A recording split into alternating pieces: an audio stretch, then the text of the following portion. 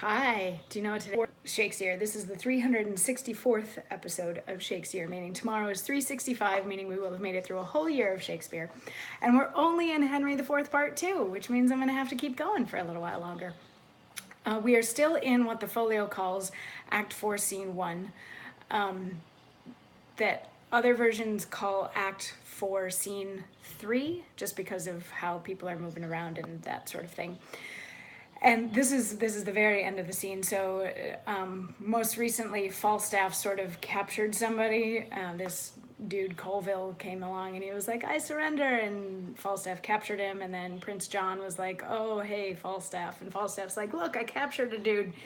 And Prince John is like, "Yeah, sure, well, fine. I'll go back and I will speak better about you to the king than you actually deserve." And then everybody leaves except for Falstaff, and Falstaff gets to say, "I would you had but the wit. 'Twere better than your dukedom. Good faith, this same young sober-blooded boy doth not love me, nor man cannot make him laugh. But that's no marvel, he drinks no wine.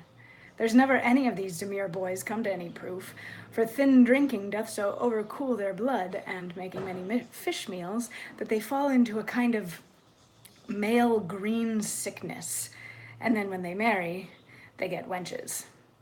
They are generally fools and cowards, which some of us should be too, but for inflammation. A good sherry sack hath a twofold operation in it.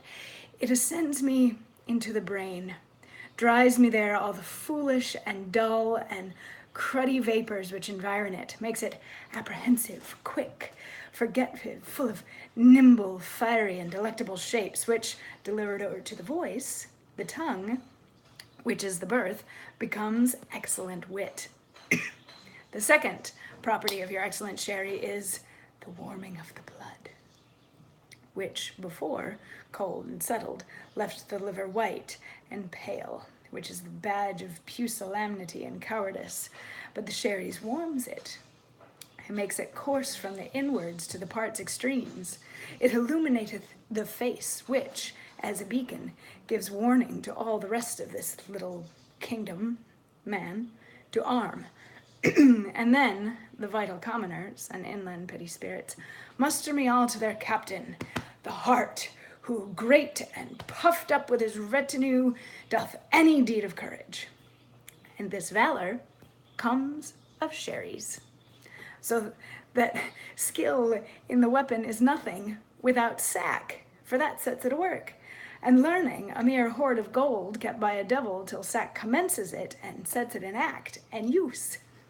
Hereof comes it, that Prince Harry is valiant, for the cold blood he did naturally inherit of his father. He hath, like lean, sterile, and bare land, manured, husbanded, and tilled, with excellent endeavor of drinking good, and good store of fertile sherries, that he has become very hot and valiant. If I had 1,000 sons, the first principle I would teach them should be to forswear thin potations and addict themselves to sack.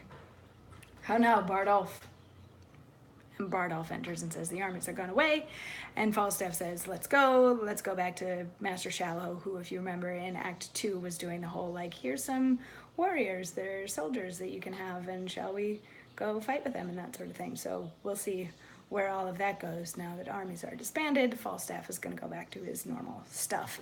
And if he ever has children, he's going to encourage them to become alcoholics, because alcohol is the cause of and solution to all of life's problems. Anyway, I will see you tomorrow for episode 365 of Shakesyear. I'm going to be recording it at 8 p.m. Eastern time, so if you want to log in and watch it live, please do so. I'd love to see your faces then. And yeah, I'll see you tomorrow for more Shakespeare. Mwah.